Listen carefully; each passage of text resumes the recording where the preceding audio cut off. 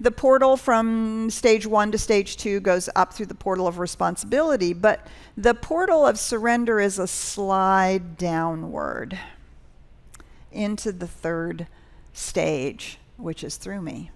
And that slide downward is deliberate. Many of us go kicking and screaming. Often it is precipitated by the dark night of the soul, or it comes about because all of our doing and making and happening and causing and starts to feel exhausting and maybe doesn't work as well as we thought it was going to. Or we discover that we've manifested the house, the job, the car, the relationship, the money, the ability to do all the things that we want to do. We've manifested all of those things, and we're still not peaceful, or we're still not experiencing the presence of the divine. We're still feeling stress. We're still not fulfilled and happy. So this slide into surrender. So we, rather than thinking of it as giving in, I always like to ask, what are we surrendering from and what are we surrendering into? What are we giving up and what are we allowing ourselves to fall into? So the surrender from, the things we have to surrender from are all of those things that allow us to believe that we're in control. That we know what it is, that we know how things are supposed to be, and we are very clear about the things that we want to experience based on our egoic need to be validated, feel like we belong, be seen as something that, was a picture that we bought into. Basically, we need to surrender from our idea about who we are and what our human life is about.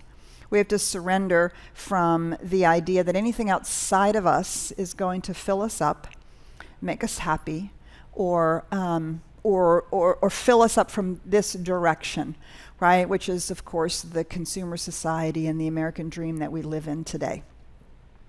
So we surrender from those things, and we surrender from our analytical and emotional need to figure it out, to know how it's going to be done, to have the plan in place, to understand every step along the way, to be assured that it's going to work.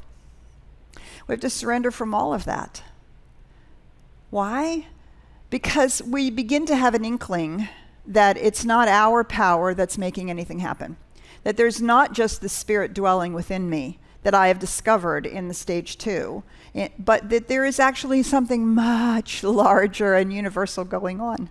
That there is, in fact, a universal power and a universal law that's running the universe.